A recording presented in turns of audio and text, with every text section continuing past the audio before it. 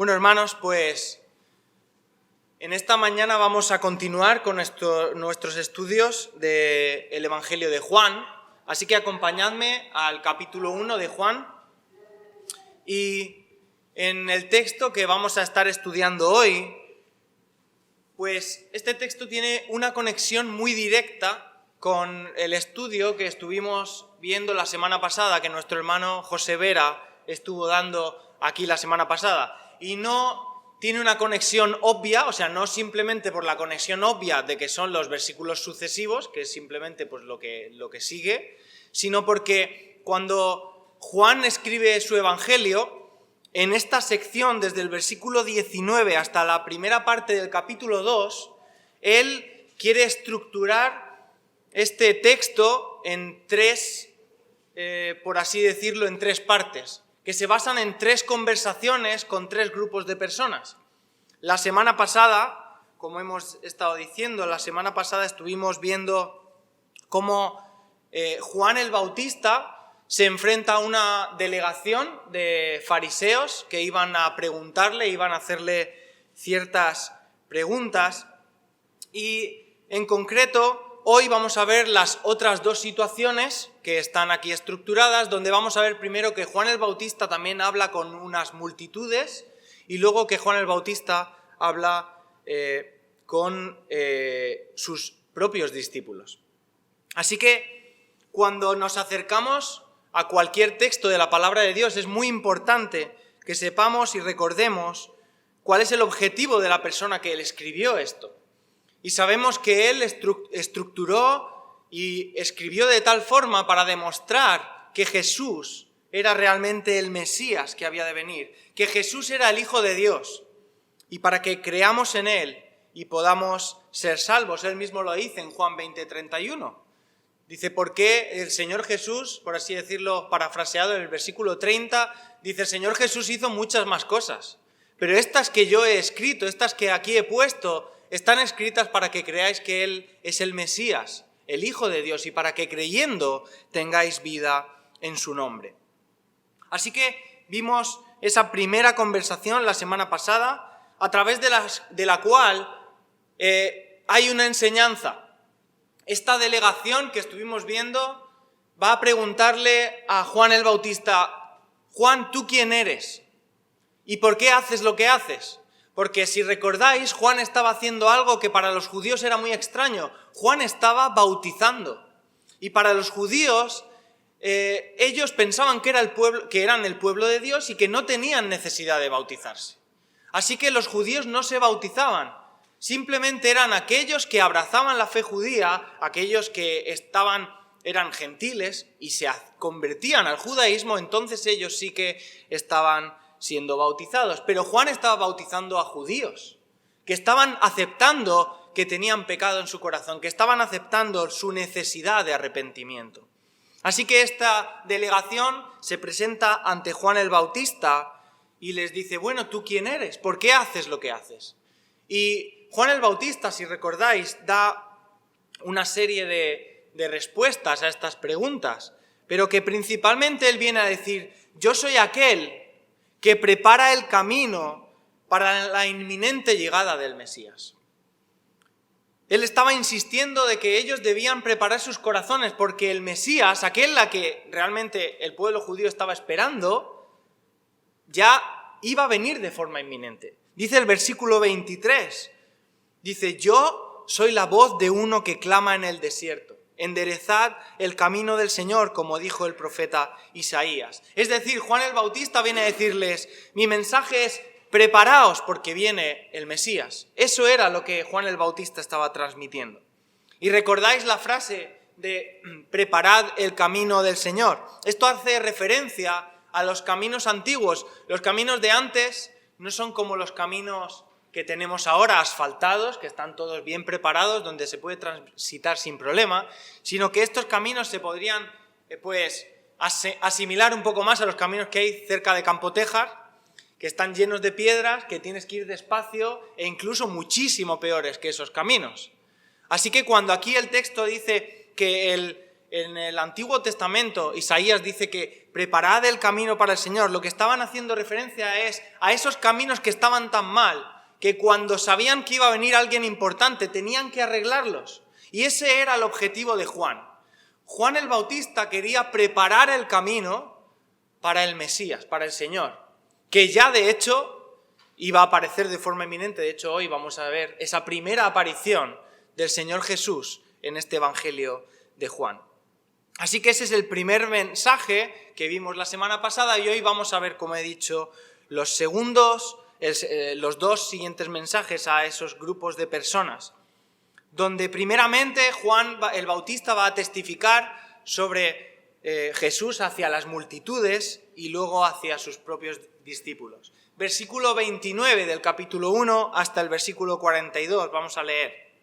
Dice: el siguiente día vio Juan a Jesús que venía a él y dijo: he aquí el Cordero de Dios que quita el pecado del mundo. Este es aquel de quien yo dije: después de mí viene un varón, el cual es antes de mí, porque era primero que yo.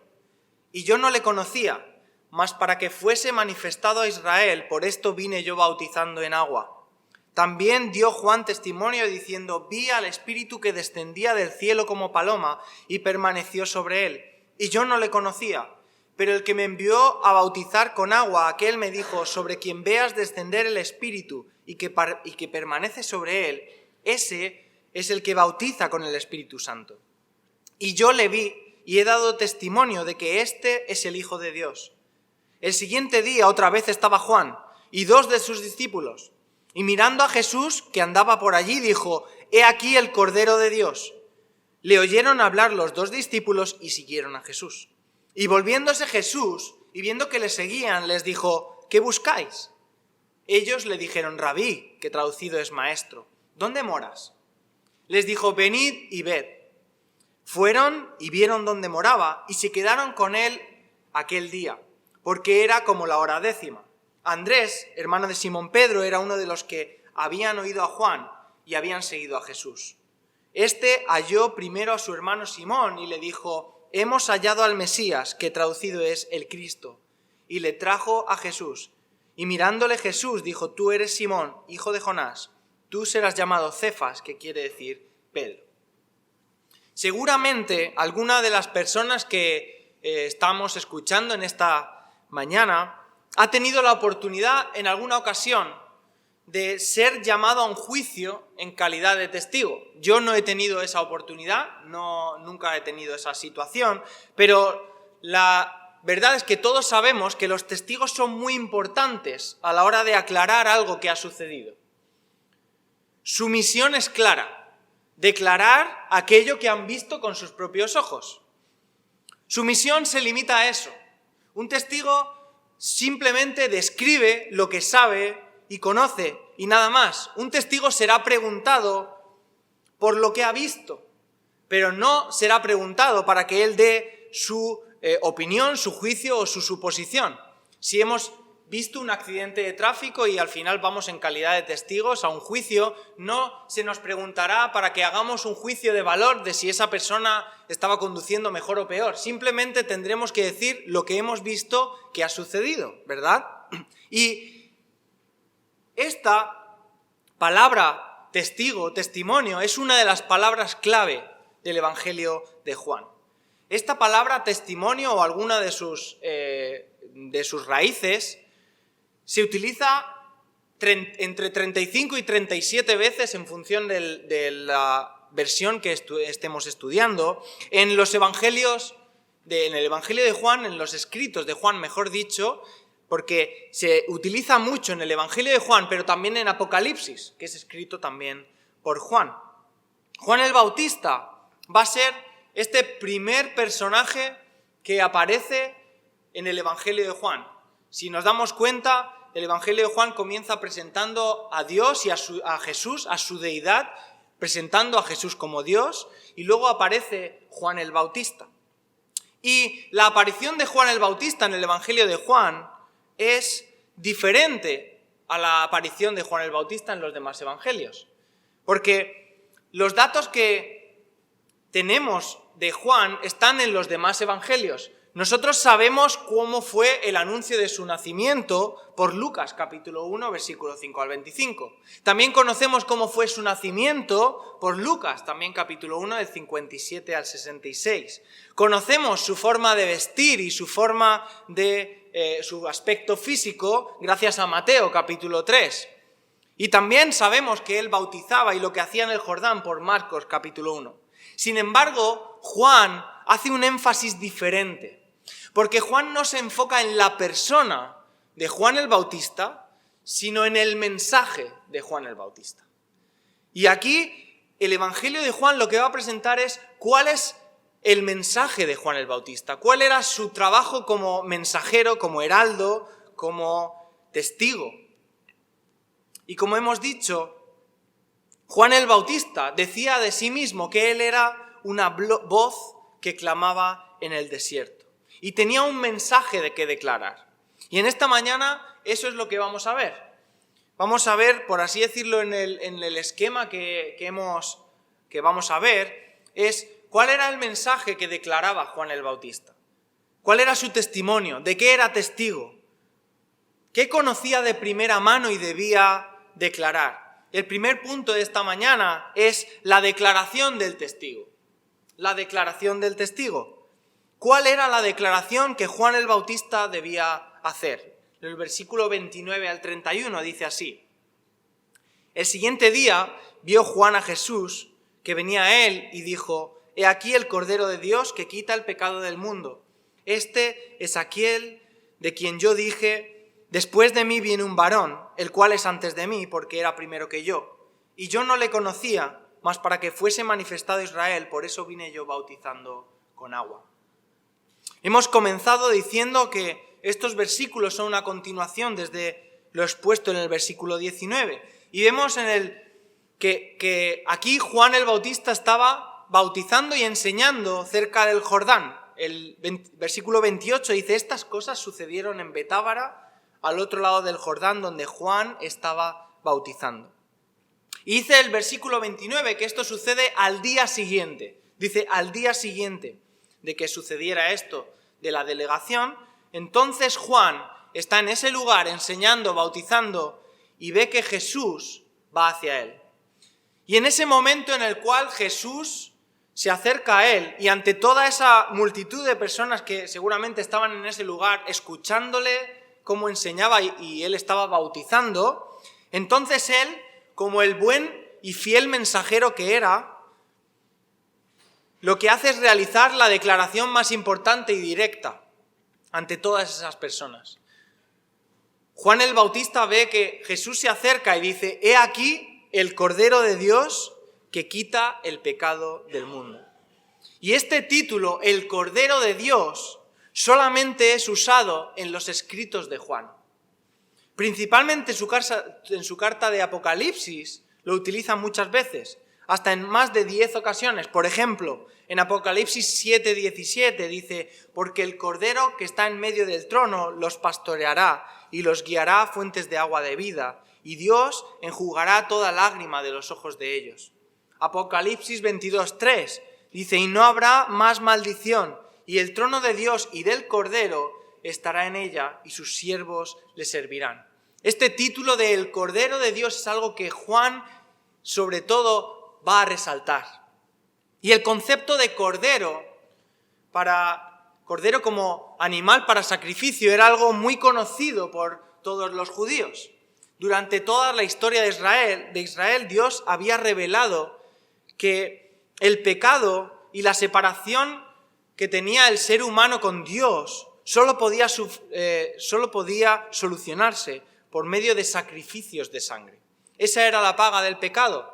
Lo dice en Levítico 17:11. Dice: «Porque la vida de la carne en la sangre está, y yo os la he dado para hacer expiación sobre el altar por vuestras almas, y la misma sangre hará expiación de la persona». La palabra expiar, que es una palabra que no utilizamos habitualmente en nuestro día a día, hace referencia al hecho de sufrir un castigo como pago por una falta o un delito que hemos cometido. Por ejemplo, la paga de una multa por un exceso de velocidad, podríamos decir que es algo justo y que es lo que debemos hacer. Por tanto, la sangre era el precio por nuestros pecados y lo sigue siendo. Era lo único y es lo único que puede pagar nuestra culpa para el pecado que tenemos. Así que no se podía conceder ningún perdón de los pecados sin que un sustituto aceptable muriera en sacrificio.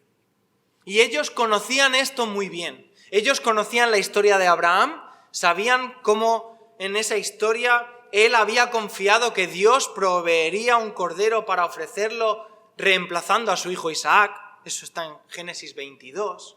Pero además también ellos conocían que durante la Pascua era un cordero lo que se sacrificaba, según el mandato de Dios en Éxodo 12. También conocían los sacrificios diarios que ellos tenían que hacer en el tabernáculo para ofrecer esos sacrificios por el pecado que habían ido realizando, como lo dice también en la ley, en Levítico 5. Todo esto era muy conocido por ellos. Pero Dios también dejó claro en la palabra, en el Antiguo Testamento, que ninguno de esos sacrificios era suficiente para quitar por completo el pecado que hay en el corazón de las personas. Ellos eran conscientes de que Dios debía mandar un Salvador. Ellos estaban esperando un Mesías, alguien que realmente pudiera solucionar ese problema que tenían. En Isaías 53:7, esta mañana hemos estado nombrando mucho este libro, dice que como cordero fue llevado al matadero. Ese texto lo conocían perfectamente. Y aunque Israel y los líderes judíos estaban buscando a un profeta, un rey, un conquistador, uno que les liberara de la esclavitud, uno que les liberara de la esclavitud de Roma y la esclavitud de las demás naciones, Dios les iba a enviar un cordero. Y realmente eso es lo que hizo. Dios no envió un salvador político, Dios envió un cordero, por así decirlo. Y este título, Cordero de Dios, estaba anticipando ese sacrificio que Jesús hizo en la cruz por el pecado del mundo. Así que esta declaración de Juan el Bautista estaba dejando clara cuál era la misión de Jesús al venir a este mundo. Su objetivo no era el de proveer de una libertad social o política, sino que ellos estaban equivocados por esperar un rey que eliminara sus problemas como nación. Dios vino a solucionar nuestro mayor problema, que es el problema con el pecado. Y no te engañes, porque muchas personas pueden estar escuchando y decir, bueno, esto es algo del pasado, esto es algo que yo no tengo nada que ver, pero la palabra de Dios dice que el pecado mora en el corazón de todos los seres humanos. Mora en el corazón de todos nosotros. Eso es algo que no podemos evitar. Romanos 3, del 11 al 12, dice, no hay quien entienda, no hay quien busque a Dios. Todos se desviaron a una, se hicieron inútiles. No hay quien haga lo bueno, ni siquiera uno. Y ese fue el motivo principal por el cual Dios tuvo que enviar a su Hijo para darnos una solución para el pecado. Como dice este mensaje, he aquí el Cordero de Dios que quita el pecado del mundo. Ese fue el objetivo de Jesús, quitar el pecado. Él vino con el propósito de entregarse y de derramar su sangre como un cordero perfecto, sin defecto, para limpiar nuestros corazones. Su sacrificio es suficiente para limpiarnos. Y no sé si en esta mañana hay alguna persona que constantemente está escuchando el Evangelio, pero que no ha respondido a una de las preguntas más importantes de su vida. Y la pregunta que tienes que hacerte en algún momento de tu vida y que debes hacerte ya es, ¿quién es Jesús para ti? ¿Tú has aceptado que Jesús es ese cordero que murió y se sacrificó por ti? Porque si no lo has hecho, tienes un grave problema. Es una pregunta trascendental y sin duda la más importante de nuestra vida, porque de esa respuesta va a depender nuestra eternidad. ¿Es Jesús tu Salvador o no lo es? ¿Crees en Jesús como aquel que vino a salvarte o simplemente rechazas su sacrificio?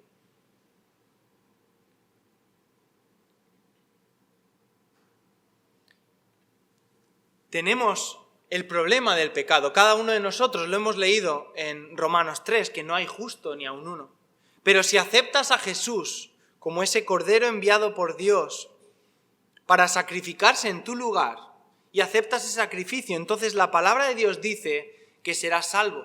En este Evangelio de Juan, al principio dice desde el versículo 9 al 12, dice, aquella luz verdadera, hablando y haciendo referencia al Jesús creador, al Jesús dueño de todo, al que sustenta todas las cosas, a la luz de las tinieblas, aquella luz, Jesús, que alumbra a todo hombre, venía a este mundo. En el mundo estaba y el mundo por él fue hecho, pero el mundo no le conoció. A lo suyo vino y los suyos no le recibieron. Mas a todos los que le recibieron, a los que creen en su nombre, les dio potestad de ser hechos hijos de Dios. Así que contesta tú en tu corazón a esta pregunta: ¿quién es Jesús para ti? ¿Aceptas ese sacrificio como tuyo o no? Esta fue la declaración de Juan el Bautista. Este fue su testimonio. Jesús es el Cordero de Dios que quita el pecado del mundo. Pero podemos ver algo más. Y lo segundo que podemos ver son las pruebas que presenta el testigo. Las pruebas del testigo. ¿Qué pruebas tenía Juan el Bautista para hacer esta declaración acerca de Jesús? ¿Cómo sabía Juan el Bautista que Jesús realmente era el Mesías prometido? Versículos del 32 al 34. Dice: también dio Juan testimonio diciendo: vi al Espíritu que descendía del cielo como paloma y permaneció sobre él, y yo no le conocía. Pero el que me envió a bautizar con agua, aquel me dijo: sobre quien veas descender el Espíritu y que permanece sobre él, ese es el que bautiza con el Espíritu Santo. Y yo le vi, y he dado testimonio de que este es el Hijo de Dios. Como hemos dicho, un testigo habla acerca de aquello que conoce, de aquello que ha visto, y de esas experiencias le sirven como prueba de que lo que está diciendo es verdad. Juan el Bautista también tenía pruebas acerca de que su declaración sobre Jesús era algo real. Él mismo había visto una confirmación de parte de Dios de que Jesús era el Mesías. Dice el texto que Juan había recibido una palabra de parte de Dios diciéndole que él viera que descendía el Espíritu Santo y se quedaba sobre él. Esa sería una prueba de que era el Mesías prometido. Gracias a los evangelios sinópticos, o a los demás evangelios, vemos los diferentes puntos de vista que se nos narra y sabemos que esto sucedió de esta manera. Porque aquí vemos que es una testificación, es un testimonio de Juan el Bautista, pero por ejemplo en Mateo capítulo 3:16, en Marcos capítulo 1:10 o en Lucas 3:22 se narra esta escena. Dice Lucas 3:22: y descendió el Espíritu Santo sobre él en forma corporal como paloma, y vino una voz del cielo que decía: tú eres mi Hijo amado, en ti tengo complacencia. Esta fue una de las pruebas que acompañaban a Jesús para demostrar que él realmente era el Mesías prometido. Pero este milagro sobrenatural no solamente fue puntual en el momento de su bautismo. Durante el ministerio de Jesús, él hizo multitud de milagros, de señales que demostraban que él tenía poder sobre enfermedades, poder sobre la creación, poder sobre la materia, poder sobre el pecado e incluso poder sobre la muerte. Y en este mismo evangelio, conforme vayamos estudiándolo, nos vamos a dar cuenta de que el apóstol Juan, cuando lo escribe, lo estructura alrededor de 7 milagros. Hay 7 yo sois y también 7 milagros. Y esos 7 milagros demuestran que Jesús era Dios. En Juan capítulo 2 vemos el milagro de las bodas de Caná, donde el Señor convierte el agua en vino. En Juan capítulo 4 vemos la curación del hijo de un oficial. En Juan capítulo 5 vemos la curación de un paralítico. En Juan capítulo 6 vemos la alimentación de los 5.000 y más adelante también vemos cómo Jesús camina sobre el mar. En Juan capítulo 9 vemos la curación de un ciego de nacimiento y en Juan 11 vemos la resurrección de Lázaro. Pero lo más importante no eran las señales en sí que el Señor Jesús hizo para demostrar que Él tenía poder y que era Dios, sino que lo más importante era con qué acompañaba todos esos milagros. Él acompañaba todo esto con la enseñanza principal y el mensaje que Él vino a traer, que Él vino para librarnos de nuestros pecados, que vino para cambiar nuestra condición de esclavos del pecado a libres. Su objetivo con estas pruebas no era ganar popularidad o fama. De hecho, en alguna ocasión vemos que después, por ejemplo, del milagro de los 5.000, cuando la gente vio el poder de Jesús y cómo ellos habían llenado su barriga con el pan y los peces que Jesús les había dado, ¿qué hicieron ellos? Le buscaron y querían cogerle para hacerle rey. ¿Pero qué hace Jesús? Dice el texto que se fue entre la multitud. Y se fue. Porque Jesús no vino con el objetivo de hacer esos milagros para ganar fama, popularidad o prestigio, sino para demostrar que Él tenía poder para hacer lo que decía que hacía, que era limpiar nuestros pecados. Y todo esto lo hizo por amor a nosotros, porque su objetivo realmente era cumplir con la voluntad de Dios. Y para eso Él debía entregarse en la cruz, para pagar la deuda del pecado, como hemos estado diciendo. Y nuevamente, aquí, llegados a este punto, podemos hacernos otra pregunta importante, muy importante. ¿Son suficientes para ti estas pruebas presentadas por los testigos? ¿Realmente crees en lo que dice la palabra de Dios? Jesús demostró ser quien dijo que era.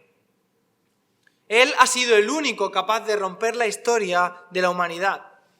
Y la mayor prueba para nosotros fue que venció la muerte porque resucitó al tercer día y demostró así que la muerte no tenía poder sobre Él.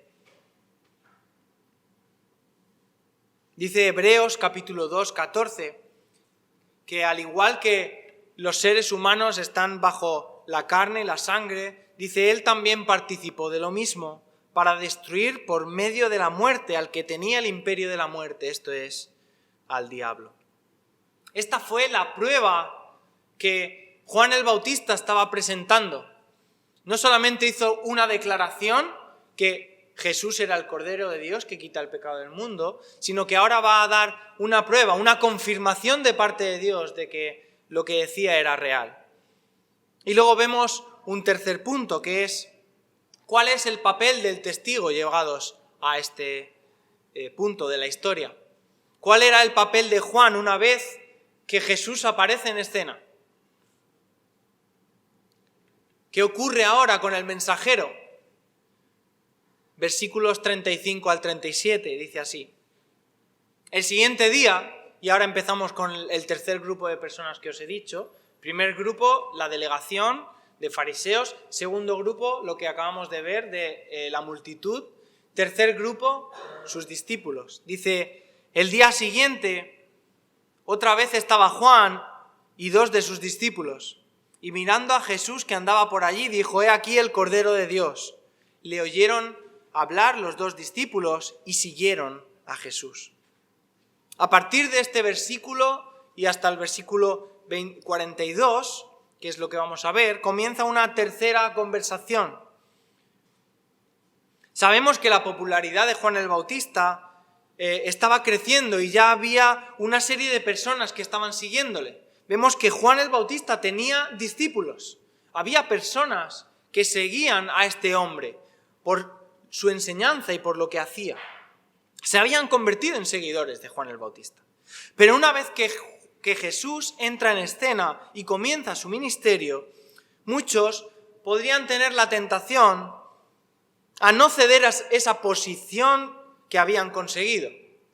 Porque claro, ¿quién iba a querer seguir ahora a Juan el Bautista si simplemente era el mensajero del maestro que ya estaba allí? Y puede ser que alguno pudiera pensar que Juan el Bautista, llegado a ese punto, iba a tener reticencias de si realmente dar el relevo a Jesús o no. Sin embargo, la actitud que vemos de Juan es digna de ser imitada por todos nosotros. En todo momento él se mostró con humildad y aceptó su papel de subordinado.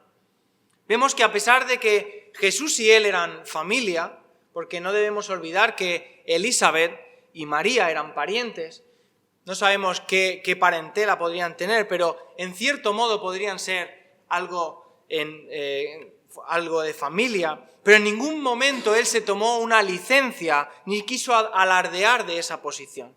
Y en cuanto tuvo la oportunidad, vemos en este versículo, que mandó a sus discípulos a seguir a Jesús.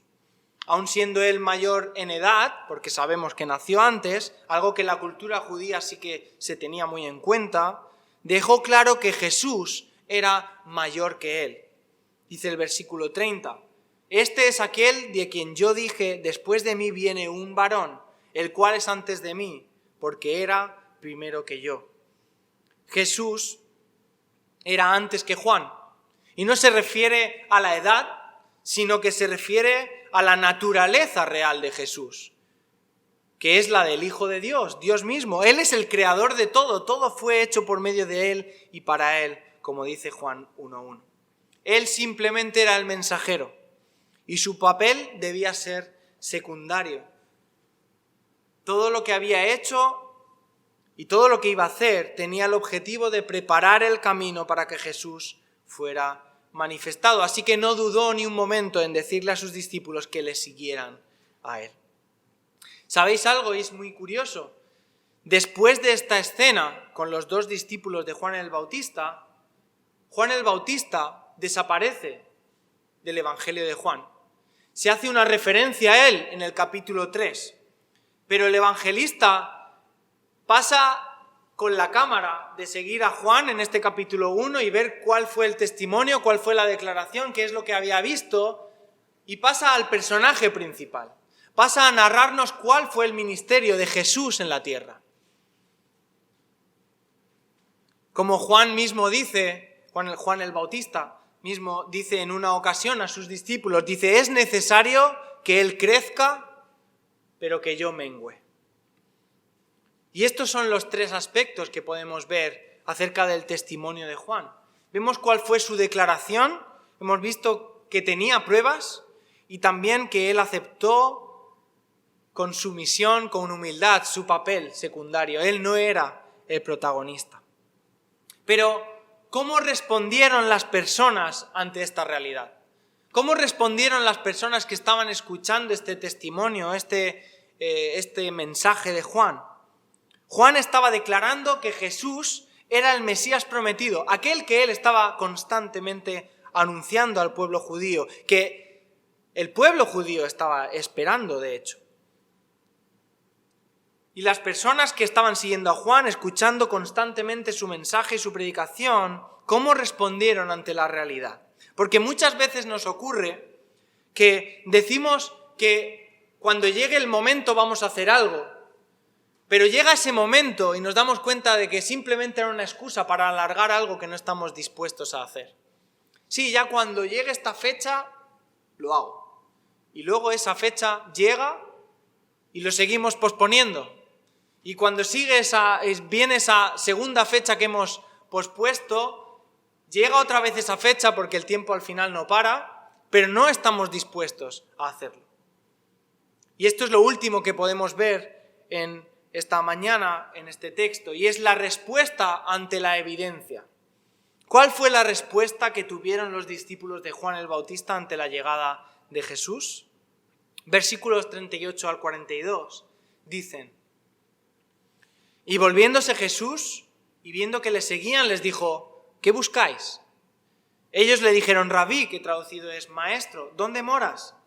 Les dijo, venid y ved. Fueron y vieron dónde moraba, y se quedaron con él aquel día, porque era como la hora 10. Andrés, hermano de Simón Pedro, era uno de los dos que habían oído a Juan y habían seguido a Jesús. Este halló primero a su hermano Simón y le dijo, hemos hallado al Mesías, que traducido es el Cristo, y le trajo a Jesús.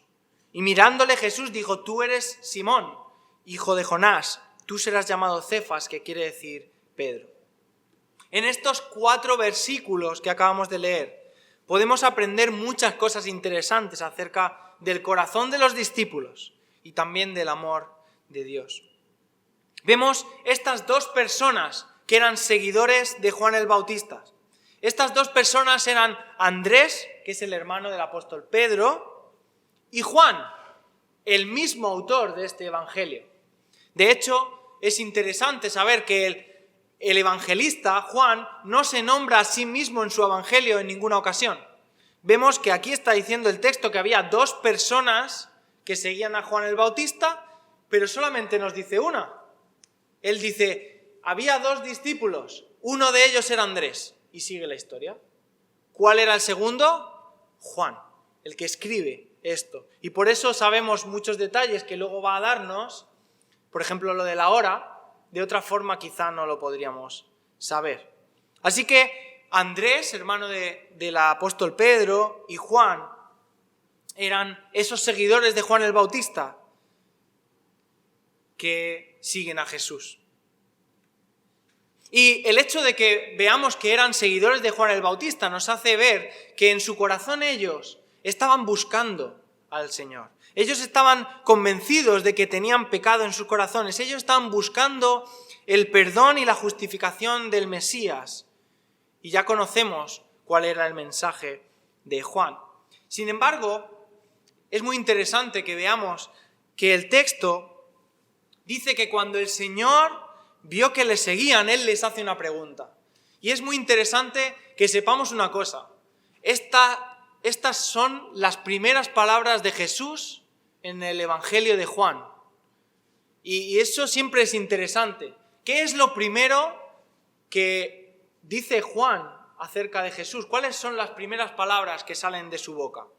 Dice el texto que cuando Jesús vio que ellos 2 le estaban siguiendo, les hace una pregunta. Y la pregunta es, ¿qué buscáis?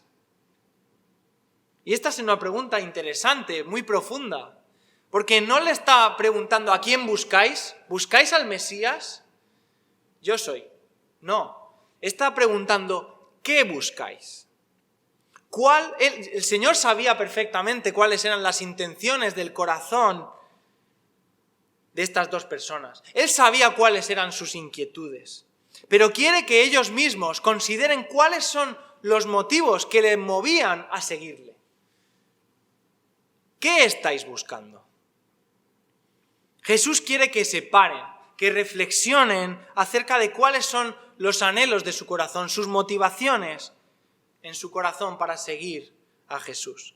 Pero ellos, como buenos seres humanos, no dan una respuesta clara, sino que un poco rodean un poco la pregunta con otra pregunta. Y eso es algo súper habitual en nosotros, ¿verdad? Si yo llego a mi casa y he hecho algo regular, o por ejemplo simplemente llego a mi casa, veo que hay algo de dulce que me gusta y me lo como, y viene mi mujer y me dice, oye Dani, ¿esto te lo has comido tú? Y rara vez le diré sí. Le diré, ¿cómo? ¿Qué? Que si me lo he comido yo, que si me lo he comido, sí. Pero primeramente contestas con una pregunta para intentar esquivar un poco, ¿verdad? Pues, ¿qué es lo que hacen ellos? Contestan con una pregunta. ¿Qué buscáis? Y ellos contestan, Rabí, ¿dónde moras? Y esta es una respuesta que para nosotros sería muy, muy, muy rara, ¿verdad? ¿Qué tiene que ver? Pero hay que tener en cuenta el contexto, es muy importante. Primeramente le dice Rabí. Rabí significa maestro, y lo que están diciendo es una palabra de... están reconociendo al Señor un gran respeto. Maestro, ¿dónde moras? Lo que estaban diciendo con esta pregunta que le hacen al Señor es, Señor, necesitamos hablar largo y tendido contigo. Señor, dime dónde vives, dónde podemos encontrarte para que vayamos y estemos allí y hablemos contigo, porque tenemos muchas preguntas. ¿Qué buscamos? ¿Qué buscamos? ¿Qué respuesta damos a esa pregunta? Y ellos le dicen, Señor, ¿dónde moras? Y el Señor Jesús, conociendo su corazón, no les da más largas, sino que dice, venid y ved. Y vemos que en este texto, en esta historia, vemos que ellos acompañan al Señor Jesús a su casa, y dice el texto que era la hora 10:00 y que se quedaron con él. Probablemente sabemos que esa hora era una de las horas ya al final del día, sabemos que a esa hora ya las personas estaban dejando aquellas tareas que tuvieran que hacer. Era una época donde no había electricidad, donde no había transporte en coche. Entonces, llegados a esa hora, a ese lugar, se quedan con Jesús. Y no sabemos más, no sabemos de qué hablaron, no sabemos si durmieron o no, si estuvieron simplemente hablando. Lo que sí sabemos es cómo transformó las vidas de estas dos personas esa conversación con Jesús. Porque después de esa noche, vemos que dice el texto, que después, dice, era como la hora 10:00, el versículo 39, y lo siguiente que vemos es que Andrés, lo primero que hace es, dice el versículo 40, Andrés, hermano de Simón Pedro, era uno de los que había oído hablar a Juan y había seguido a Jesús. Versículo 41. Este halló primero a su hermano Simón. Es decir, lo primero que hace y que nos dice el texto que hizo Andrés fue buscar a su hermano. Hermano, mira lo que he encontrado. He conocido al Mesías. Ya sé quién es el Mesías. He conocido a Jesús. Y no solamente le dice lo que ha encontrado, sino que dice el texto del versículo 42, y le trajo a Jesús, le llevó a Jesús. Y ya a partir de ahí vemos que Pedro, también es llamado por el Señor. Así que esta fue la respuesta ante la evidencia del testimonio de Juan el Bautista, de estos dos discípulos de Juan. Y la pregunta es, ¿tú estás expuesto también a la palabra de Dios? ¿Estás expuesto a esta evidencia, a esta declaración de que Jesús es el Cordero de Dios que quita el pecado del mundo? Y la pregunta es, ¿cuál es tu respuesta ante esta evidencia? ¿Cuál es tu respuesta ante la persona de Jesús? Y déjame decirte que la indiferencia también es una respuesta. Porque hay muchas personas que se equivocan y simplemente vienen, escuchan y se van de forma indiferente. Y eso también es una respuesta ante esta declaración. No tomas ninguna decisión porque simplemente no le das importancia. O simplemente tu respuesta es que no crees que nada de esto sea para ti. Pero en la palabra de Dios vemos que todos necesitamos la salvación. Todos hemos dicho que estamos bajo la esclavitud del pecado y no debemos tener miedo a acudir a Jesús. No pienses en ningún momento que Él va a ignorar a alguna persona que Él realmente busque a Jesús, a Dios con sinceridad. ¿Recordáis esa historia de Zaqueo? Una persona que tenía un estatus social importante, una persona rica, una persona que todo el mundo podría valorar. ¿Y qué hace para encontrarse con Jesús? Subirse a un árbol. Realmente no pensó en nada de qué dirán, qué van a hablar de mí la gente, qué va a pasar cuando vaya el próximo día al trabajo, sino que su objetivo era buscar al Señor Jesús con sinceridad. Y el Señor Jesús no dejó que eso